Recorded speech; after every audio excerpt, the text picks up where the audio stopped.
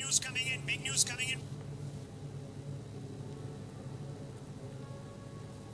We will just do a quick revision of paper 3, that is Pteridophyta, Gymnosperms and Paleobotany.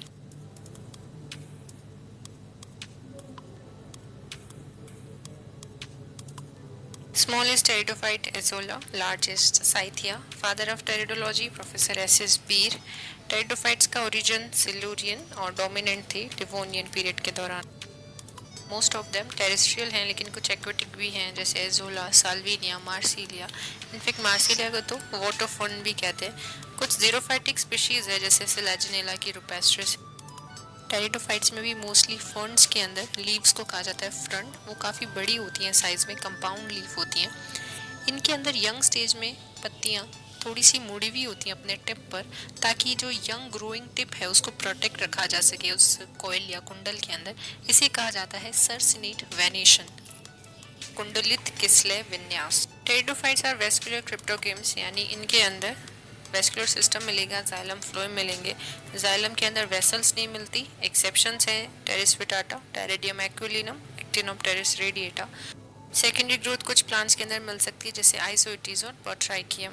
अब बात करते हैं इनके स्पोर्स की. Most of the species homosporous हैं, सम बीजाणुक हैं, एक तरीके के बीजाणु बनेंगे. और 9 जेनेरा हैं जो कि हैं हेटेरोस्पोरस. इन 9 जेनेरा के नाम है एजोला, साल्विनिया, स्टाइलिड्स, सिलेजिनेला, आइसोइटीज, प्लेटिजोमा, पिलुलेरिया, रेग्नोलोडियम और मार्सिलिया. टेरिडोफाइट्स की मुख्य पीढ़ी है स्पोरोफाइट. मैच्योर स्पोरोफाइट गैमेटोफाइट से फ्री होता है जबकि ब्रायोफाइट में डिपेंडेंट होता है. बीजाणुत्पित पीढ़ी बीजाणु बनाएगी और ये बीजाणु बनेंगे बीजाणु धानियों में. बीजाणु धानियां होंगी उन पत्तियों पर जो विशेष प्रकार की होंगी जिन्हें कहेंगे बीजाणु पर्ण या स्पोरोफिल. अगर जेनेरा हेटेरोस्पोरस है तो 2 प्रकार की बीजाणु पर्ण होंगी, माइक्रोस्पोरोफिल और मेगास्पोरोफिल. बीजाणु धानियां या स्पोरेंजिया 2 तरीके से डेवलप हो सकती हैं, यूस्पोरेंजिएट या लेप्टोस्पोरेंजिएट तरीके से. यूस्पोरेंजिएट का मतलब है अगर एक से ज़्यादा कोशिकाएं पूरी बीजाणुधानी बनाती हैं तो ये डेवलपमेंट हो गया यूस्पोरेंजिएट टाइप. इसके एग्जांपल्स साइलोटम, सिलेजिनेला, लाइकोपोडियम. जो भी स्टार्टिंग वाले या जो लोअर टेरिडोफाइट्स हैं उनके अंदर ये मिलेगा. फर्न्स के अंदर और स्पेशली उन्हें लेप्टोस्पोरेंजिएट फर्न्स भी कहते हैं, उनके अंदर एक कोशिका पूरी की पूरी बीजाणुधानी बनाती है. लेप्टोस्पोरेंजिएट के अंदर एग्जांपल्स हैं फर्न्स जैसे मार्सिलिया, साल्विनिया, टेरिस, एजोला. कई बार जनन के लिए कुछ विशेष संरचनाएं होती हैं. बीजाणुधानियां कुछ स्पेसिफिक स्ट्रक्चर्स में मिलती हैं जैसे इक्विसिटम के अंदर स्पोरेंजियोफोर, मार्सिलिया के अंदर स्पोरोकार्प. तो इनकी प्रकृति के बारे में पूछा जा सकता है कि वैज्ञानिकों के इनके बारे में क्या मत है, कौन सा ज़्यादा मान्य है, किसमें क्या कमी है. फेलिकैलिस जो फर्न्स के अंदर ही एक ऑर्डर है उसके अंदर सोरस मिलते हैं. सोरस का मतलब है बहुत सारी बीजाणु धानियां अगर एक साथ मिल रही हैं, एक पर्टिकुलर ग्रुप के अंदर मिल रही हैं. फर्न्स में सोरस के चारों ओर एक मेम्ब्रेनस कवरिंग मिलती है जिसे कहा जाता है इंडूसियम. एग्जाम्पल है ड्रायोप्टेरिस. कुछ फर्न्स ऐसे हैं जिनके अंदर फॉल्स इंडूसियम मिलती है, यानी एक अलग से कोई सेपरेट फॉर्मेशन नहीं होता बल्कि लीफ के मार्जिन ही सोरस को घेर लेते हैं. इसे कहा जाता है फॉल्स इंडूसियम. एग्जाम्पल है एडियंटम और टेरिस. बीजाणु अंकुरित होकर के बनाएंगे गैमेटोफाइट. गैमेटोफाइट एकलिंगी या द्विलिंगी दोनों तरीके के हो सकते हैं. गैमेटोफाइट्स के अंदर जन्नांग मिलेंगे, जन्नांग गैमीट्स बनाएंगे. मेल गैमीट्स को कहते हैं एंथ्रोजोइड या पोमणु जो मोस्टली होते हैं बाई फ्लैजिलेटेड. कुछ स्पीशीज जैसे साइलोटम और इक्विसिटम जो आपके सिलेबस में है उनके अंदर मल्टी फ्लैजिलेटेड एंथ्रोजोइड्स मिलेंगे. फीमेल पार्ट यहाँ पर है आर्किगोनिया या स्त्रीधानी. स्त्रीधानी के अंदर मिलेगा एग, फीमेल गैमीट. मेल और फीमेल के अंदर फ्यूजन होगा, जाइगोट बनेगा. लेकिन हमें इस चीज़ का ध्यान रखना है ब्रायोफाइट्स और टेरिडोफाइट्स दोनों में फर्टिलाइजेशन के लिए पानी असेंशियल होता है. इसके लिए उनका पानी में होना ज़रूरी नहीं है, पानी उनको बारिश से या ओस की बूंदों से मिल सकता है. जाइगोट माइटोसिस करके बनाएगा एम्ब्रियो. एम्ब्रियो 2 तरीके के हो सकते हैं, एक्सोस्कोपिक और एंडोस्कोपिक. एक्सोस्कोपिक का मतलब है एपिकल पोल यानी जो शूट और लीव्स बनाता है वो बाहर की तरफ हो, और एंडोस्कोपिक एम्ब्रियो में इससे रिवर्स यानी एपिकल पोल आर्किगोनिया के आधार की तरफ हो. एक्सोस्कोपिक एग्जांपल हैं साइलोटम, इक्विसिटम और एंडोस्कोपिक के हैं लाइकोपोडियम, सिलेजिनेला और आइसोइटीज. टेरिडोफाइट्स के अंदर 2 पीढ़ियां मिलती हैं. मुख्य पीढ़ी है स्पोरोफाइटिक यानी बीजाणुत्पित पीढ़ी जो 2n या डिप्लॉइड प्रकार की है. ये बीजाणुद्भिद पीढ़ी बीजाणु बनाएगी, बीजाणु अंकुरित होकर के युग्मकोद्भिद बनाएंगे, युग्मकोद्भिद से बनेंगे युग्मक जो फ्यूज करके बनाएंगे युग्मनज, युग्मनज बड़ा होके मैच्योर होके बनाएगा फिर से स्पोरोफाइट। तो इस प्रकार से दो पीढ़ियां एकांतर क्रम में चलती हैं। ये है पीढ़ी एकांतरण। और पीढ़ी एकांतरण भी कैसा है, हेटेरोमॉर्फिक या विषम आकारी की, ये भी क्वेश्चन पूछा गया था। यानी यहाँ दो पीढ़ियां हैं जो दोनों दिखने में एक दूसरे से अलग अलग हैं। गैमेटोफाइट को कहते हैं प्रोथैलस और मुख्य पीढ़ी है बीजाणुद्भिद। टेरिडोफाइट के लाइफ साइकिल पर एक क्वेश्चन पूछा गया था पहले, या फिर एक क्वेश्चन हो सकता है टेरिडोफाइट के जनरल कैरेक्टर्स, जिसमें उसके स्पोरोफाइट की मॉर्फोलॉजी, थोड़ी बहुत anatomy, stelar system, xylem, phloem, reproduction, इन सभी के बारे में आपको कुछ पॉइंट्स लिखने हैं। टेरिडोफाइट्स की इकोनॉमिक इंपॉर्टेंस पर एक क्वेश्चन आ रखा है पहले। एक्वेटिक फर्न एजोला पिन्नेटा की लीव्स के अंदर रहता है एनाबिना एजोली, जो कि एक ब्लू ग्रीन एल्गी है, नाइट्रोजन फिक्सेशन करते हैं। और एजोला को राइस के खेतों में भी साथ में कल्टीवेट कराया जाता है। एक प्रकार से बायो फर्टिलाइजर के रूप में इनका यूज़ किया जाता है। इक्विसिटम गोल्ड इंडिकेटर है। इक्विसिटम के स्टेम में सिलिका मिलती है, जिसको बर्तन को रगड़ने में भी यूज़ कर सकते हैं। और कर ये तो मैं हरगिज नहीं करूँगा। सिलेबस में भी स्पेसिफाई किया गया है कि जीएम स्मिथ का क्लासिफिकेशन, और ये पहले भी पूछा जा चुका है। स्टीलर सिस्टम इन टेरिडोफाइट्स बहुत इंपॉर्टेंट है, छोटे बड़े हर तरीके के क्वेश्चन इससे पूछे जाते हैं। सबसे पहला स्टीलर थ्योरी किसने दी, वॉन टीगम और डूलियट ने। स्टीलर थ्योरी के बारे में इनके क्या विचार थे और स्टील में किन किन चीज़ों को शामिल किया गया, जैसे पेरिसाइकिल, जाइलम, फ्लोएम, पिथ वगैरह। अगर पिथ प्रेजेंट होगी तो कहेंगे साइफोनोस्टील, पिथ एब्सेंट होगी तो कहेंगे प्रोटोस्टील। इनके सभी के पर्टिकुलर टाइप्स हैं, जैसे प्रोटोस्टील के हैं हैप्लो, एक्टिनो, प्लेक्टो, मिक्स्ड प्रोटोस्टील। इन सभी के डायग्राम्स और एग्जाम्पल्स। डिक्टिव स्टील में पत्तियां बहुत पास पास होती हैं, लीफ गैप ओवरलैप कर जाते हैं और इस वजह से पोल छोटे छोटे हिस्सों में टूट जाता है। इनको कहते हैं मैरी स्टील। तो मैरी स्टील क्या होते हैं, एक बार ये क्वेश्चन पूछा गया है। एग्जाम्पल है ट्रायोप्टेरिस, टेरिस, ओफियोग्लोसम, मोस्टली फर्न्स के अंदर मिलेगा। हेट्रोस्पोरी और सीड हैबिट। हेट्रोस्पोरी का मतलब होता है दो अलग अलग साइज और फंक्शन के बीजाणुओं का मिलना। छोटी साइज वाले लघु बीजाणु, बड़ी साइज वाले गुरु बीजाणु या मेगास्पोर्स। पहले एक तरीके के बीजाणु हैं तो हम कह रहे हैं होमोस्पोरस। उसके बाद में चूँकि बीजाणुओं के अंदर पोषण को लेके कंपटीशन होगा, तो कुछ बीजाणु हो सकते हैं बड़ी साइज के हो जाएं, बाकी सारे विघटित हो जाएंगे। इसीलिए गुरु बीजाणुओं की साइज बड़ी होती है, संख्या में कम होंगे। इनके कई सारे एविडेंस हो सकते हैं, जैसे फॉसिल प्लांट्स के अंदर, या अगर हम डेवलपमेंट स्टडीज़ को देखें कि किस प्रकार से इनके अंदर सारा का सारा स्पोरोजिनस टिश्यू स्पोर्स के अंदर कन्वर्ट नहीं होता। या हम देख सकते हैं कि लाइट की प्रेजेंस में किस प्रकार के बीजाणु बनेंगे। सीड हैबिट के लिए चाहिए मेल और फीमेल से जुड़ी हुई कोई संरचनाएं हो। यहाँ है माइक्रोस्पोर्स, मेगास्पोर्स। मेगास्पोर्स की संख्या कम होगी, साइज बड़ी होगी, आगे चल करके निषेचन होगा, एम्ब्रियो बनेगा, तो एम्ब्रियो के लिए पर्याप्त पोषण की व्यवस्था हो पाएगी। तो इस प्रकार से हेट्रोस्पोरी सीड हैबिट के लिए एक प्री रेक्विजिट है। नेक्स्ट पॉइंट्स हैं एपोगैमी एंड एपोस्पोरी। एपोगैमी का मतलब है इसी प्रकार का फ्यूजन नहीं होगा गैमीट्स के अंदर। सपोज एग था, एग ने मेल गैमेट के साथ में फ्यूजन नहीं किया, सीधा ही स्पोरोफाइट बना दिया, तो इस प्रकार का स्पोरोफाइट हैप्लॉइड प्रकार का होगा, इसे कहेंगे एपोगैमी। पर ये जो स्पोरोफाइट है ज़रूरी नहीं हमेशा हैप्लॉइड हो। कई बार ऐसा हो सकता है कि जो गुरु बीजाणु जनन का प्रोसेस था उसमें अर्धसूत्रीय विभाजन हुआ ही नहीं, तो स्पोर मदर सेल ने एक गुरु बीजाणु बनाया जो खुद भी डिप्लॉइड प्रकार का था। नॉर्मली होता है हैप्लॉइड। इस डिप्लॉइड मेगास्पोर ने डिप्लॉइड स्पोरोफाइट बना दिया, लेकिन फिर भी इसे एपोगैमी कहेंगे क्योंकि यहाँ पर मेल और फीमेल का फ्यूजन नहीं हुआ। इसे एपोस्पोरी। एपोस्पोरी का मतलब है स्पोरोफाइट की सेल्स जो कि डिप्लॉइड प्रकार की होती हैं, उनसे बिना अर्धसूत्रीय विभाजन के गैमेटोफाइट का बन जाना। तो इस प्रकार का गैमेटोफाइट कैसा होगा, डिप्लॉइड प्रकार का। डिप्लॉइड प्रकार के गैमेटोफाइट्स में गैमीट्स बनेंगे समसूत्रीय विभाजन से, वो भी डिप्लॉइड प्रकार के होंगे। 2n मिलकर के 4n टेट्राप्लॉइड भ्रूण बना लेंगे। या फिर 2n मेल गैमीट या भूमणु एक किसी हैप्लॉइड एग के साथ में फ्यूजन करके ट्रिप्लॉइड प्रकार का एम्ब्रियो भी बना सकता है, इसे कहेंगे एपोस्पोरी। इस प्रकार की कंडीशंस हो सकता है टेरिडोफाइट्स में नेचुरली मिले या उन्हें लैब के अंदर भी उत्प्रेरित करवाया जा सकता है। समझी गया। आ जाते हैं साइलोटम पर। साइलोटम को कहते हैं विस्क फंड, झाड़ू के जैसा दिखाई दे रहा है। साइलोटम मेंबर है साइलोटॉप्सिडा का। अब इसके अंदर हमें कुछ स्पीशीज की हैबिटेट के बारे में पता होना चाहिए, जैसे कोई अगर एपिफाइटिक है, कोई क्लाइंबर है। जैसे साइलोटम फ्लेक्सिडम एपिफाइटिक स्पीशीज है। द्विपादी यानी दूसरे प्लांट पर रहती है। सपोर्ट के लिए निर्भर करेगी, उससे पोषण नहीं लेगी। पोषण लेगी तो हम कहेंगे पैरासाइटिक स्पीशीज। इसमें जड़ तना पत्ती प्रॉपर नहीं होते। भूमिगत प्रकंद या राइजोम होगा। फ्लोबेफिन कहाँ मिलता है, एक बार क्वेश्चन पूछा गया था। फ्लोबेफिन साइलोटम के राइजोम या प्रकंद वाले हिस्से में इनर कॉर्टेक्स में मिलेगा।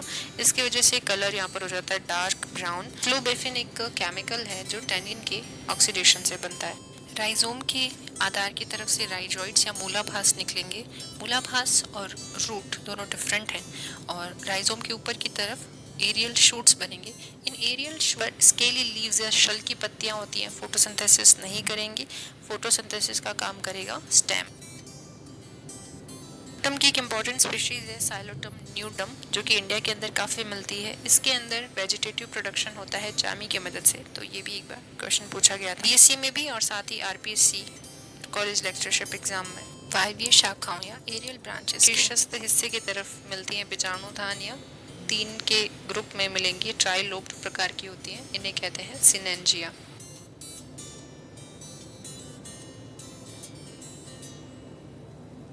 पास कोर्स में लाइकोपोडियम और टेरिस नहीं है, बीएससी बॉटनी ऑनर्स के सिलेबस में है।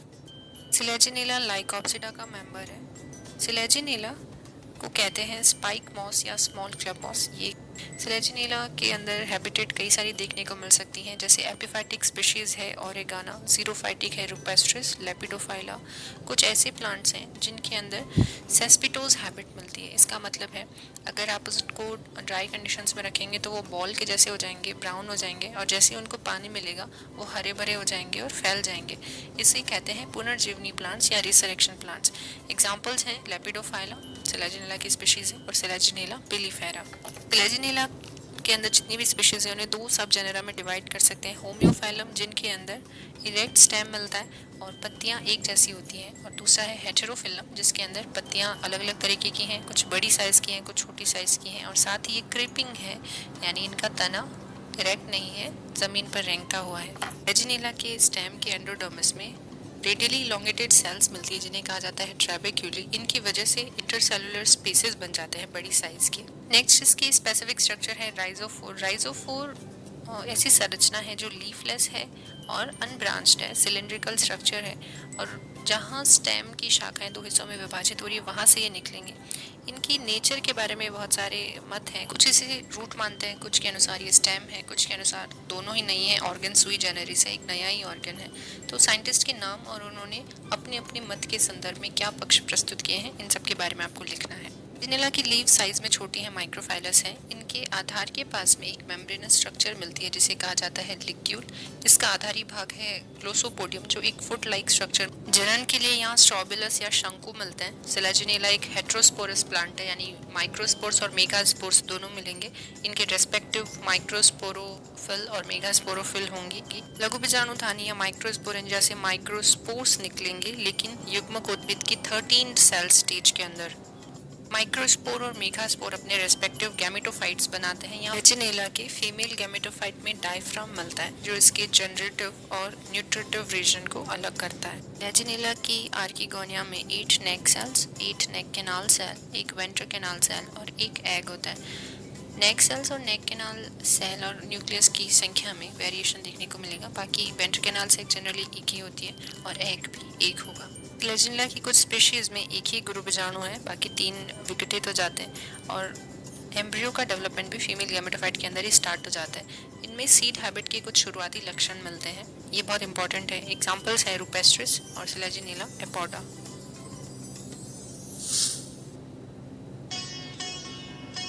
मेरे साथ आएगा कौन?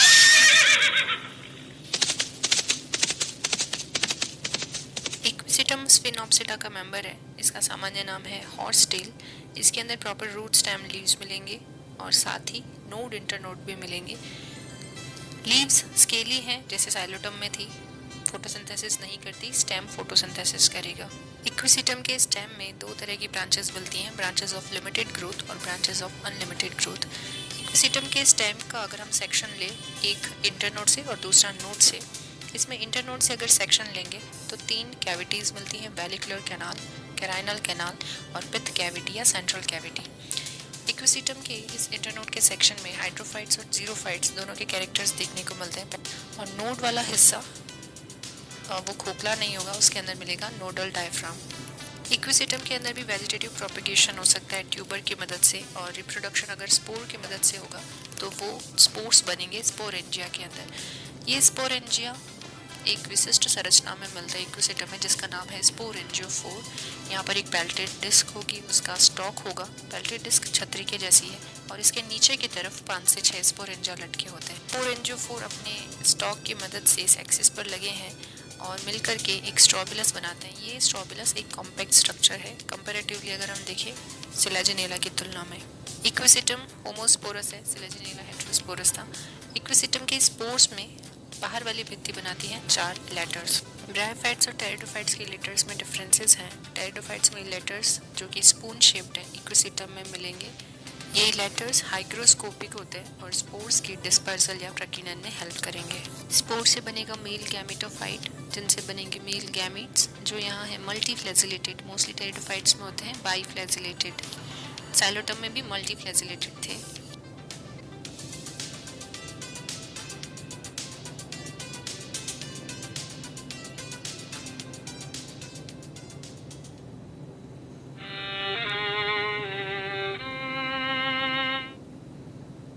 मार्सिलिया टेरोप्सिडा का मेंबर है। इसे वाटरफर्न और पेपरवर्ट भी कहते हैं। Most of the species aquatic हैं, लेकिन कुछ स्पीशीज जीरोफाइटिक भी हो सकती हैं, जैसे मार्सिलिया कंडेंसेटा और मार्सिलिया राजस्थानेंसिस।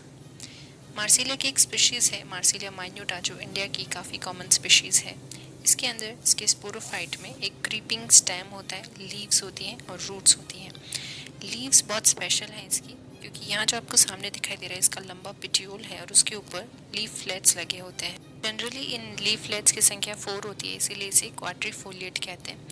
यंग लीव्स में यहाँ भी सर्सिनेट वेनेशन मिलेगा। मार्सिलिया के राइजोम में स्टील एम्फीफ्लुइक साइफोनोस्टील है, यानी जाइलम के दोनों तरफ फ्लोएम होगा। वेजिटेटिव प्रोपेगेशन ट्यूबर की मदद से हो सकता है और स्पोर्स द्वारा जनन के लिए इनमें विशिष्ट संरचनाएं होती हैं, जिन्हें कहते हैं स्पोरोकार्प। मार्सिलिया का स्पोरोकार्प किडनी शेप्ड है, स्टॉक और बॉडी से मिलकर बना होता है। इन दोनों के जॉइंट को कहते हैं रैफी। रैफी से ऊपर की तरफ टीथ लाइक प्रोजेक्शंस है, जिन्हें कहते हैं ट्यूबरकल्स। स्पोरोकार्प की वॉल आउटर लेयर एपिडर्मिस, बाद में 2 पैलिसेड लेयर्स मिलेंगी जिन्हें कहते हैं हाइपोडर्मिस, और सबसे लास्ट में होता है पैरेन्काइमेटस रीजन, जो आगे जिलेटिनस रिंग बनाएगा। वेस्कुलर सप्लाई के लिए स्टॉक बंडल होगा, ऊपर की तरफ डोर्सल बंडल से लेटरल बंडल्स निकलेंगे। लेटरल बंडल्स 2 हिस्सों में डिवाइड हो जाएंगे, जिन्हें हम कहेंगे प्लेसेंटल बंडल्स। प्लेसेंटल बंडल्स जहाँ से निकलते हैं उस पॉइंट पे आती हैं प्लेसेंटल ब्रांचेस। कार्प का सेक्शन 3 तरीके से लिया जा सकता है, HLS, VLS और VTS। HLS के अंदर स्टॉक बंडल दिखेगा, चूंकि हम हॉरिजॉन्टली इसको कट कर रहे हैं। इंटीरियर और पोस्टीरियर साइड में जिलेटिनस रिंग के 2 पैचेस दिखेंगे। सोरस के बाहर है इंडूसियम, एक बड़ी साइज की मेगा स्पोरेंजिया, और पास में लगे हुए 2 छोटे माइक्रोस्पोरेंजिया। VTS यानी वर्टिकल ट्रांसवर्स सेक्शन, उदग्र अनुप्रस्थ काट में स्टॉक बंडल नहीं कटेगा, दोनों जिलेटिनस रिंग दिखाई देंगी। सोरस की संख्या भी यहाँ पर 2 ही दिखाई देगी और हर एक की अपनी एक इंडिविजुअल इंडूसियम होगी। स्पोरेंजिया बीच में है और साइड में है माइक्रोस्पोरेंजिया। VLS या वर्टिकल लॉन्गिट्यूडिनल सेक्शन या उदग्र अनुदैर्ध्य काट के अंदर जिलेटिनस रिंग पूरी वलय के रूप में दिखाई देती है, जबकि पहले सिर्फ छोटे छोटे पिंडों के रूप में थी। यहाँ या तो मेगास्पोरेंजिया दिखाई देंगी या माइक्रोस्पोरेंजिया। अगर हम बीच से कट करते हैं तो दिखेंगे मेगास्पोरेंजिया बड़ी साइज के, और साइड से कट करने पर केवल माइक्रोस्पोरेंजिया दिखेंगे। स्पोरोकार्प काफ़ी स्पेशल स्ट्रक्चर है और ये सिर्फ कुछ एक्वेटिक फर्न्स में ही मिलती है, इसीलिए इनके नेचर के बारे में क्वेश्चन पूछा जा सकता है। नेचर के संदर्भ में अलग अलग हाइपोथेसिस दी गई हैं, जैसे लेमिनर हाइपोथेसिस, पिट्यूलर हाइपोथेसिस, या एक सिंथेसाइज न्यू ऑर्गन, जैसे हमने सिलेजिनेला की राइजोफोर के बारे में पढ़ा था। तो इनके बारे में वैज्ञानिकों के क्या मत हैं और किस वैज्ञानिक ने कौन सी हाइपोथेसिस दी है, ये सारी जानकारी आपको होनी चाहिए। पेपर 3 की फर्स्ट यूनिट में टेरिडोफाइट के जनरल कैरेक्टर्स, उनका डिस्ट्रीब्यूशन, इम्पोर्टेंस, टीलर सिस्टम, ये सारी चीज़ें, और सेकंड पेपर में है साइलोटम, सिलेजिनेला, इक्विसिटम और मार्सिलिया। इससे हमने 2 यूनिट्स की क्विक समरी देखी है। ये तभी आप समझ सकते हैं जब आपने पहले कुछ पढ़ा हो, और नहीं पढ़ा है तो आपकी पढ़ने की स्पीड ज़रूर बढ़ जाएगी। If you find it helpful please let me know in the comment section. उसके बाद हम बाकी यूनिट्स को डिस्कस करेंगे।